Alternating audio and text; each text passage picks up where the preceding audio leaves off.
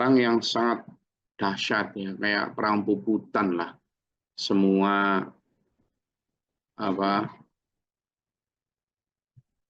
sumber daya kekuatan dikeluarkan karena memang pasukan Muslim itu kalah jumlah dibanding dengan pasukan kafir. Jadi, pada saat itu memang dari sisi analisis perang kalah. Jadi maksudnya pasukan Muslim itu kalah ya, dari sisi kalah secara jumlah, kalah secara peralatan. Kenapa? Pasukan Muslim itu jumlahnya hanya 313 orang. Sementara pasukan kafir 1.000 orang, lebih bahkan. Artinya 3 kali lipat. Ya, simpelnya kan hitungan matematis 1 orang dikeroyok 3 orang. Gitu. Jadi wis jelas kalah. Maka pada saat itulah kemudian 1.300-an pasukan Quraisy, pasukan kafir Mekah itu bertemu dengan 313 pasukan Muslim. Nah, kaum Muslimin waktu itu terbagi menjadi dua peleton lah, 2 batalion atau apa itu. Yang pertama adalah mereka yang dari kaum Ansor, yakni dari kaum Ansor itu kaum penolong, yakni orang-orang asli Yasrib, orang-orang asli Madinah. Yang batalion kedua adalah kaum Muhajirin, mereka yang datang dari Mekah. Jadi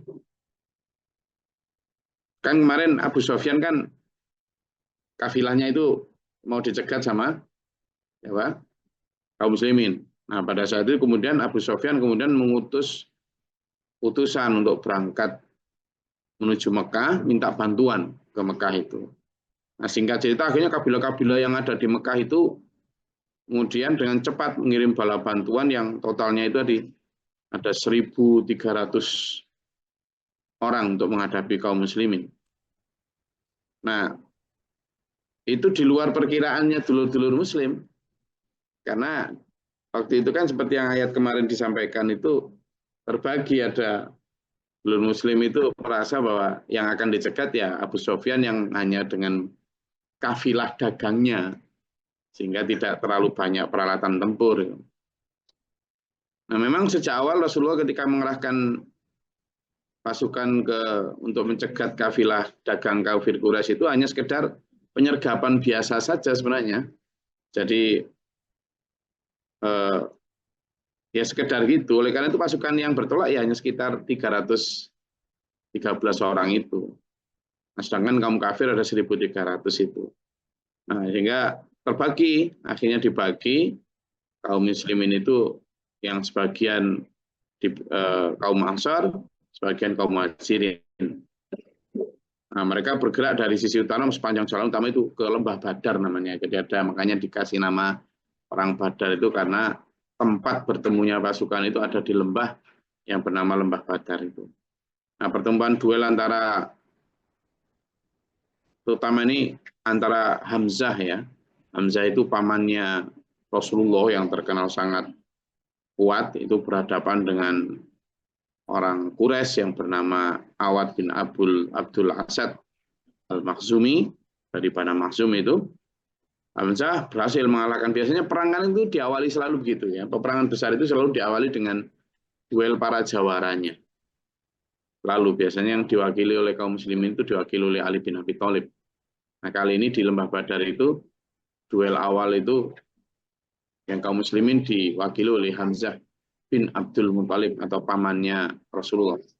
Sementara dari kaum kafir tadi itu diwakili oleh serdadu mereka yang bernama Aswad bin Abdul Asad Al-Makhzumi. Hamzah berhasil mengalahkan Aswad ini. Kemudian duel-duel selanjutnya berlanjut sampai kemudian tempur betul. orang itu. Nah, meskipun jumlah pasukan Quraisy itu hampir 3 kali lipat, 4 kali lipat ya. Kalau 300, kalau dengan dibanding 1.300 berarti 4 kali lipat gitu ya. 4 kali lipat. Jadi satu orang itu kayak dikeroyok 4 orang. Tapi kemudian atas izin Allah dimenangkan. Tapi pada saat itu dimulai dengan memang hampir kalah itu pasukan Muslim itu. Lalu Allah menurunkan bantuan, tapi diawali dengan tastahitsuna rabbakum. Ingatlah ketika kamu minta pertolongan kepada Allah Tuhanmu, maka fastajaba lakum, Allah mengabulkan permohonanmu itu. Anni mumiddukum, kemudian kami kirimkan siapa? Pasukan. Berupa apa? Alfim minal malaikati murdifin. 1.000 malaikat yang datang secara bergelombang. Nah, pada saat itu diceritakan banyak yang terjadi gini. Jadi ketika kaum muslimin baru mau mengayunkan pedang gitu, nah, kaum kafir itu sudah terpotong lehernya. Ketika kaum muslimin baru melemparkan tombak, tombak belum nyampe sasaran itu orang itu sudah terjengkang mati. Nah, 1.000 malaikat inilah yang menjadi bala bantuan yang didatangkan Allah. Gitu kan? Nah, dengan menangnya kaum muslimin ini menjadi secara penting di Perang Badar ini, bahwa kekuatan umat Islam saat itu sudah mulai disegani. Karena awalnya diremehkan di pikiran. Karena memang kemenangan itu semata-mata hanya karena kuasa Allah. Karena kalau tadi itu hitungan matematis, ya kalah. Gitu. Jadi kalau Allah menyatakan itu bukan kamu yang memukul mereka, gitu, tapi kamilah, gitu kan. Bukan kamu yang memenggal leher mereka, gitu, tapi kami. Nanti diterangkan itu di ayat selanjutnya di surat ya ayat yang ke-17 nanti kita akan pelajari juga. Jadi pertolongan itu datang secara murdifin di sini disebut. Berbondong-bondong. Nah, apa ya pelajaran yang bisa kita petik itu adalah kita itu harus yakin ya. Nanti ada juga ayat selanjutnya itu kalimat begini. Kaming fiating qalila ghalabat mi'atan katsiratan biidznillah. Sudah berapa saja sejarah itu di mana jumlah yang sedikit fiating qalilah itu ghalabat mengalahkan mi'atan katsirah, jumlah yang ratusan lebih banyak. Tapi ya biiznillah, dengan izin Allah. Nah, itulah. Makanya saya dan sampean, saya sering nyampaikan ke diri saya dan juga sampean semua, jangan pernah minder, jangan pernah mundur. Dua itu. Jangan pernah minder, jangan pernah mundur. Jadi kalau saya berjuang, ya berjuang di satu daerah, menegakkan syariat, menyampaikan risalah, lalu berhadapan dengan mayoritas, dibenci, dicaci, dijauhi, didiskriminasi, ya sudah, wah biasa. Masih mending saya cuma dibenci, didiskriminasi, dijauhi, atau dicaci. Lah di Perang Badar itu dilempar tombak, di pedang, dipanah, nggak karu-karuan sudah. Ya kan? Nah itu aja masih tetap maju. Dan yakin bahwa akan menang. Biiznillah. Nah, ini pelajaran kemenangan yang harus kita petik melalui apa? Tetap maju terus. Wa ma ja'alahullahu illa busyra. Dan tidaklah Allah menjadikan pertolongan itu kecuali berita gembira. Berita untuk siapa ya? Untuk termasuk untuk kita. Kalau dulu untuk pasukannya Nabi Muhammad SAW ya. Kalau ayat ini sampai di kita sekarang berarti ya untuk kita juga. Apa artinya? Ya tadi seperti saya sampaikan. Berita gembira. Innallaha ma'ana. Selama kita berada pada jalur yang benar, yakin bahwa langkah hidup kita ini selalu kita sandarkan pada tuntunan guidebook Al-Quran hadis, Sudah ketika menemui seperti itu adalah ada berita gembira tentang sejarah orang di masa lalu. Sejarah para nabi, sejarah perang Badar, ya meskipun kalah jumlah, tapi kita tidak kalah marwah. Gitu. Apa itu marwah? Kehormatan, dignity. Kalau disebut di sini sebagai akdam, pendirian yang kokoh. Jadi itu busyra. Sejarah seperti ini menjadi busyra untuk kita. Sebagai berita gembira bahwa selama berada di jalur yang benar, insya Allah, innallaha ma'ana. Allah akan bersama kita. Tetapi, nah ini yang perlu disadari juga. Pertolongan Allah itu tidak datang dengan gratis. Ketika sebelum pertolongan datang, yuk banyak yang kalah gitu loh. Sebelumnya juga perang-perang sebelumnya kalah, perang Uhud hancur lebur umat Islam. Perang Uhud kalah besar umat Islam. Waktu itu pasukan kafir dipimpin oleh Khalid bin Walid, seorang panglima yang tidak pernah kalah dalam sejarah peperangan kapanpun yang diikutinya. Makanya Khalid bin Walid ini ahli strategi. Sayangnya berada di pihak kafir waktu perang Uhud. Jadi akhirnya memang Khalid bin Walid menjadi orang beriman atas kuasa izin Allah, karunia Allah, rahman rahimnya Allah. Nah, umat Islam mendapat kemenangan di perang Badar itu tidak serta-merta mendapat pengenalan. Diuji dulu sama Allah dengan kekalahan di perang Uhud. Juga kalau nggak salah di perang Hunain itu nanti diterangkan ada lagi itu. Jadi kenapa begitu? Ya, Allah ingin lihat sampai seberapa sih kamu mau berkorban demi pertolongan Allah itu? Sampai batas apa sih kamu itu siap benar-benar taat tunduk patuh terhadap komando Rasulullah SAW dalam perjuangan ini sampai kamu nanti dapat kemenangan. Jadi tidak kamu ya korban nyawa, tenaga, pikiran. Dan pada saat berangkat perang Badar itu seperti ayat yang kemarin sudah kita bahas, ketika dihadapkan pada pilihan menghadapi kafilahnya Abu Sufyan saja yang tak bersenjata atau menghadapi 1.300 pasukan kafir itu, terjadi perbedaan pendapat. Gitu. Lalu ya, terjadi perbedaan pendapatnya begini. Ketika sudah berhasil mencegat si Abu Sufyan ini dengan segala rampasan perangnya yang banyak kemarin, gitu kan? Kan waktu mencegat dan kemudian berhasil dapat rampasan perang banyak kemarin kan umat Islam terpecah menjadi 3 tuh. Kaum yang menunggu barak, kaum yang menyerang membunuh, dan yang ketiga yang menjaga Rasulullah. Nah, setelah itu kan gitu, setelah perang itu kan ada satu perdebatan juga waktunya itu sebelum itu apakah lanjut menghadapi yang 1.300 itu ataukah menghadapi Abu Sufyan itu aja terus tinggal pergi pulang gitu kan. Tapi kata Allah terus maju hadapi yang 1.300 itu, habiskan sampai luluh lantak. Waktu itu ya mikir loh lah itu sana jumlahnya 1.300. Lah kami cuma 313, kalah nanti. Sehingga ada yang berpikir untuk mundur. Bahkan ketika sebelum berangkat perang Badar itu ada yang berpikir untuk tidak berangkat ya di Madinah aja. Nah, jadi ada ujian berat sebelum mendapat kemenangan itu.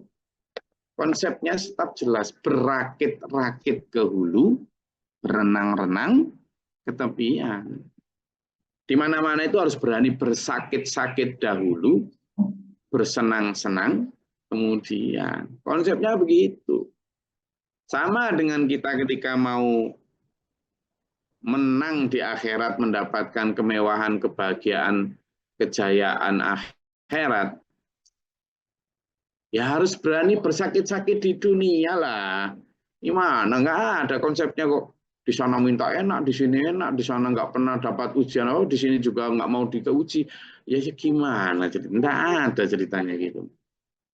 Tapi kan kita pengennya gitu ya, zaman buka nanti sendiri ya di Al-Baqarah ayat 214, Al-Baqarah ayat 155, nanti zaman buka sendiri. Itu pemilik surga itu yang dahu yang berfirman itu pemilik surga, bukan Gus Glory, tapi Gusti Allah. Lah ya, apakah surga itu bisa dengan sampean mau berleha-leha gitu aja? Nggak mau, Gusti Allah nggak mau melihat sampean gitu. Nggak. Gusti Allah memang maha pemberi, tapi Gusti Allah juga maha menguji. Ingat itu, Asmaul Husna itu ada 99. Yang sama apalkan Bang ya Rozak, pemberi rezeki, gitu-gitu. Tapi di situ padahal ada yang maha menguji, ada maha banyak itu Asmaul Husna itu. Itulah.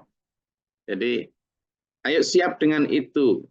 Walitatma'inna bihi qulubukum, dan ketika ada keraguan, ada ketidakberanian berangkat, ada mungkin kasak kusuk juga kan untuk tidak berangkat, maka pertolongan itu menjadi penenang hati, terutama kaum-kaum beriman. Wa man nasru illa min indillah, dan tidak ada pertolongan kecuali dari Allah. Satu-satunya pertolongan dari Allah, innallaha azizun hakim, sungguhnya Allah maha perkasa lagi maha bijaksana. Idh yughashshikumun nu'asa amanatan minhu wa yunazzilu alaikum minas sama'i ma'al yudhhirakum bihi wa yudhhib ankum rijza syaitan wa liyarbid ala qulubikum wa yuthabbita bihil aqdam. Nah, yang di ayat 11 ini adalah ketika Allah membuat kamu mengantuk untuk beri ketentraman darinya, dan Allah menurunkan hujan dari langit kepadamu untuk menyucikan kamu dengan hujan itu, untuk menghilangkan gangguan-gangguan setan dirimu, dan untuk menguatkan hatimu, memperteguh telapak kakimu, teguh pendirian itu. Nah, ini bukan ngantuknya kita, jangan ngantuk, jangan ngantuk. Tak ceritani ya, ada 2 cerita bagus ini. Ayo bangun, bangun, bangun, bangun. Ada 2 cerita bagus terkait dengan ayat ini. Apa ini kok ada ngantuk dan air hujan menjadi ketenangan hati ini? Wah, ini berarti dalil untuk ngantuk, Gus. Ya, wes saya ngantuk bareng kalau gitu. Nah, bukan gitu ceritanya ini. Jadi cerita pertama, ketika Rasulullah Muhammad SAW mau hijrah itu loh. Itu kan tiap hari sudah mau dibunuh Rasulullah itu. Puncaknya kan tahun ke-13 di waktu di Makkah itu, wis pokoknya ketika Abi Thalib pamannya itu yang selalu menjaga itu udah meninggal. Ketika pokoknya Abdul Muthalib juga sudah meninggal. Pokoknya penjaga-penjaga Rasulullah sudah meninggal. Nah pada saat itulah kaum kafir itu makin males, pokoknya mendesak Muhammad harus dibunuh. Wis ditentukanlah malam pembunuhan itu kan. Nah maka rumahnya sudah dikepung, paginya juga sudah ditelek sandi bahwa Rasulullah Muhammad SAW akan dibunuh. Nah, pada saat Rasulullah SAW dibunuh itu, kan harusnya kalau orang sudah mau ditentukan dibunuh itu kan udah nggak bisa tidur harusnya. Iya kan? Nggak mungkin lah. Gitu. Sudah dikepung di seluruh. Ini sudah ini. Yang menemani hanya Ali bin Abi Thalib kan waktu itu. Nah, menjelang pembunuhan itu, malam itu kan ada siasat Ali bin Abi Thalib yang tidur di ruang tidurnya Rasulullah. Sementara Rasulullah tidur di tempat lain. Nah, waktu itu tempat lain ya nggak ada tempat lain untuk tempat tidurnya cuma satu, cuma Ali bin Abi Thalib yang di atas, Rasulullah yang di bawah. Nah, tapi belum tidur ya nggak bisa tidur. Tapi pada malam itu, malam mau penggerbekan itu, ternyata Allah memberikan rasa kantuk. Allah memberikan rasa apa? Rasa kantuk, tapi bukan kantuk pada saat ngaji. Bukan. Rasa kantuk ini justru ketika mau digerebek orang kafir, mau diambush, mau dimatiin. Kalau rasa kantuk yang diberikan pada saat ngaji, itu bukan dari Allah. Dari siapa? Nah, ini waktu itu rasa kantuk yang diberikan Allah kepada Nabi Muhammad untuk ketenangan hati tadi. Kenapa? Karena waktu itu memang luar biasa panik ya kan, mau dibunuh kan. Dan selain rasa kantuk, kemudian Allah menurunkan hujan yang membuat para siapa? Para akan yang akan bunuh Rasulullah ini ya minimal berteduh mereka. Nah, pada saat itulah Rasulullah kemudian menyelinap berangkat bersama Abu Bakar. Ada yang mengisahkan seperti itu. Akhirnya memang ketika hujan reda, kemudian si siapa apa ini di gerbek betulan Rasulullah, ternyata yang di situ Ali bin Abi Thalib. Nah, ada Rasulullah sudah berangkat. Nah, itu satu. Terus cerita kedua, Rasulullah juga diberikan rasa kantuk ketika dalam istirahat peperangan itu kan ada jeda-jeda ya. Itu juga sehingga juga diberikan hujan sehingga panas yang membara di padang pasir itu bisa direda. Itu kisah di masa Rasulullah. Nah, uniknya dulur ini ya, ini kisah nyata ini. Di tahun 65 Pak Guru Mokhtar itulah banyak menolong siapapun ya, termasuk waktu itu yang korban-korban PKI di bawah itu kan yang nggak tahu apa-apa, orang-orang petani yang dimasukkan ke BTI apa itu kan banyak digoroi, disembelih. Lalu orang-orang itu pengen taubat gitu sebelum dibunuh sebelum itu. Nah itu mereka itu jangankan kok berani ditempati ngungsi. Orang kerabatnya kalau ketemu di jalan, kalau orang itu memang sudah rencana akan dimasuk list dibunuh, tidak berani mau nyapa itu. Kerabatnya itu tidak berani mau nyapa, apalagi kok ditempati rumahnya. Kenapa? Nanti khawatir diikut-ikutkan. Nah rumahnya siapa? Rumah di Pucangro di ranah di Pucangro sana. Itu Pak Guru Mokhtar itu waktu itu masih bersama Ibu Pak dan hanya punya anak 3 itu. Punya 2, baru punya 2 kecil. Rumahnya kecil, tapi banyak orang yang ke situ untuk terus pun ini Pak Mokhtar, Palik itu manggilnya Palik ya.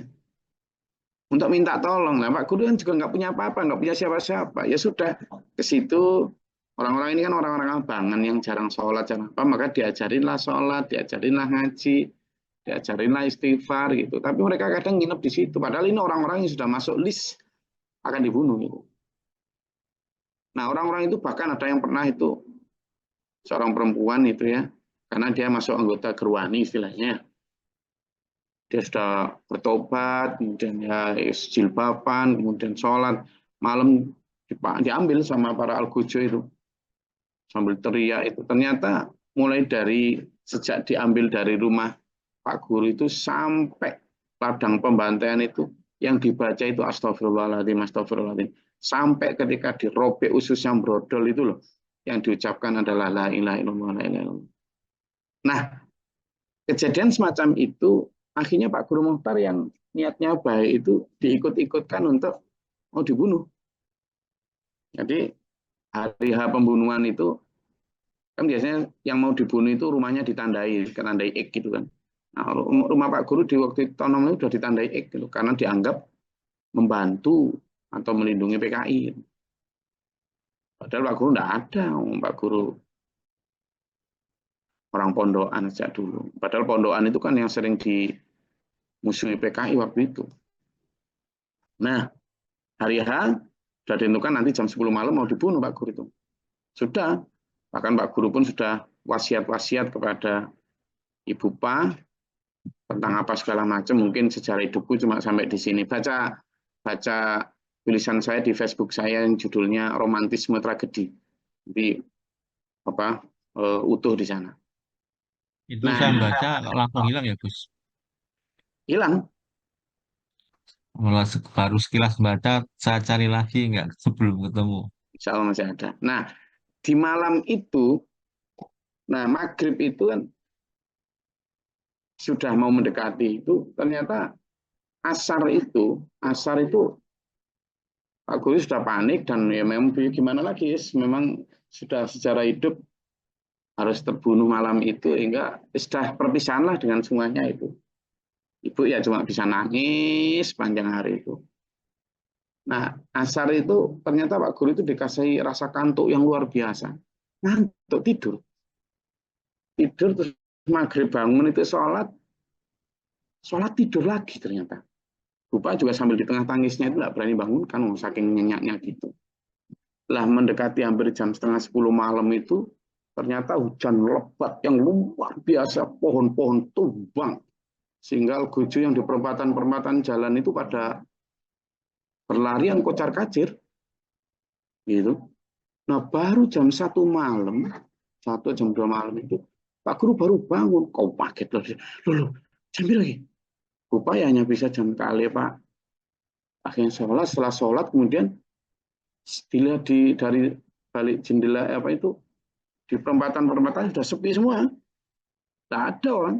Akhirnya Pak Guru mengendap-endap lewat belakang berangkat untuk menuju ke salah satu seorang kiai yang memang tahu betul bahwa Pak Guru Mukhtar itu bukan seperti yang dituduhkan itu. Dan alhamdulillah akhirnya selamat. Nah, kejadian semacam ini kan hanya karena kuasa Allah. Jadi kalau misalnya saat itu tidak ada pertolongan Allah, berupa hujan yang luar biasa, mungkin hari ini saya juga nggak ada karena nggak mungkin lahir kan. Saya lahir baru tahun 70-an. Jadi kuasa Allah di mana rasa kantuk yang harusnya tidak mungkin ada, tapi dihadirkan Allah untuk ketenangan hati sehingga merubah rasa panik menjadi istirahat. Itu ada dan terjadi. Jadi apa yang diceritakan di Quran ini yang dulu terjadi di masa Rasulullah Muhammad SAW itu pernah terjadi di Pak Guru ya waktu itu, dan itu kisah nyata yang memang Allah itu memberikan pertolongannya itu kepada siapapun yang Allah kehendaki. Ya. Itu sebagian kisah. Oke. Jadi apa yang bisa kita petik pelajaran pada hari ini adalah bahwa ketika sampean berada dalam jalur kebenaran, bahkan ancaman pembunuhan sekalipun, jangan buat sampean minder apalagi mundur. Insya Allah Allah memberikan pertolongan dari arah yang tidak diduga, dari arah yang Allah sendiri yang tahu. Percaya saja sama Allah. Insya Allah Allah akan menolong kita. Okay? Saya rasa itu kajian kita pada pagi hari ini. Tetap semangat, ini hari Senin, harus berangkat segera kerja. Kalau ada pertanyaan, simpan untuk besok ya. Karena saya juga menyadari ini ada yang pegawai negeri, ada yang pegawai enggak negeri, ada yang pengangguran tapi sok sibuk, ya yes, kita sadari saja. Semangat, jangan karena puasa Senin lalu kemudian lemes. Untuk semangat, puasa itu hanya Muslim itu harus kuat. Allah menyukai umat Islam yang kuat ya. Allah menguatkan kita, jasmani rohani kita, menyiarkan kita, berikan kita kekuatan untuk dalam siratal mustaqim ya. Amin Allahumma sholli wa sallim barik. Allahumma fil lil mu'minin wal mu'minat muslimat. Allahumma atina fi man hadait wa afina fi ma fa'at wa lana fi man tawallait wa barik lana fi ma a'tait wa qina syarra ma qadait fa innaka tabarak rabbana wa ta'ala alhamdulillah ma qadait astaghfiruka wa atubu ilaik. Allahumma da'fa'na al-bala' wal waba' wa qadil hasdina min al-jin wa syaitan wa rabbana najina wa lana Rabbana la taj'alna fil qawmi dhalimin Allahumma arfa' darajatana Rabbana ma nafaqtu bina ma syahidin Rabbana la tuzigh qulubana ba'da idh hadaytana Rabbana wa la tahmilna ma la taqata lana bihi wa'fu 'anna warhamna anta mawlana fansurna 'alal qawmil kafirin anta mawlana fansurna 'alal qawmil munafiqin anta mawlana fansurna 'alal qawmil musyrikin anta mawlana fansurna 'alal qawmil murtadin anta mawlana fansurna 'alal qawmil zalimin anta mawlana fansurna 'alal qawmil mutakabbirin anta mawlana fansurna 'alal qawmil mutakabbirin anta mawlana fansurna 'alal qawmil hasidin anta mawlana fansurna 'alal qawmil kadhibin anta mawlana fansurna 'alal qawmil fasiqin anta mawlana fansurna 'alal qawmil mujrimin anta mawlana fansurna 'alal qawmil jahilin rabbi a'udzu bika min hamazati syaitan wa a'udzu bika rabbi yahdurun Allahumma ta'alana baba rahmatika Allahumma anzil 'alaina rahmatan bi yadil qatil amtar wa yadil hajar wa yadil Allahumma afriq lana sabra sabit imanana fansurna 'alal qawmil kafirin Allahumma fatir samawati wal alimil ghaibi wasyahadati rabbul alamin A'udzu billahi min syarril bala wal waba darki syaqa sul qada syamatatil a'da Allahumma inna nas'aluka al-huda Rabbana hab lana min azwajina wa dhurriyyatina qurrata a'yun waj'alna lil muttaqina imama rabbana Rabbi firli wal akhi wal azwajati wal dhurriyyati min ashabina taqna Subhana rabbika rabbil izzati amma yasifun salamun alhamdulillahi rabbil alamin. Sebelum saya akhiri, jadi ada dua hal. Satu yang tadi Ya, guru itu akhirnya setelah lolos itu, nah pada saat sudah reda itu, sebaliknya Pak Guru kemudian dituduh jadi algojo. Setelah sudah reda semua tadi, dilaporkan bagian tukang membunuh PKI katanya. Enggak karuan. Jadi fitnahnya jadi dibalik-balik. Dan ini padahal Pak Guru ya semata-mata hanya untuk menolong umat itu ya. Terus yang kedua tentang doa angkat tangan ya, insya Allah besok akan saya terangkan kapan gitu tentang dasar dalil doa dengan angkat tangan. Insya Allah ada dasarnya ya. Oke, semangat. Assalamualaikum warahmatullahi wabarakatuh. Waalaikumsalam warahmatullahi wabarakatuh.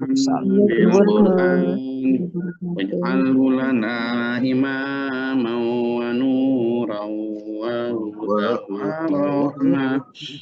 Allahumma dzakirna mimma nasina wa 'allimna mimma jahilna warzuqna tilawatahu آناء الليل وأطراف النهار اجعله لنا حجة يا رب العالمين.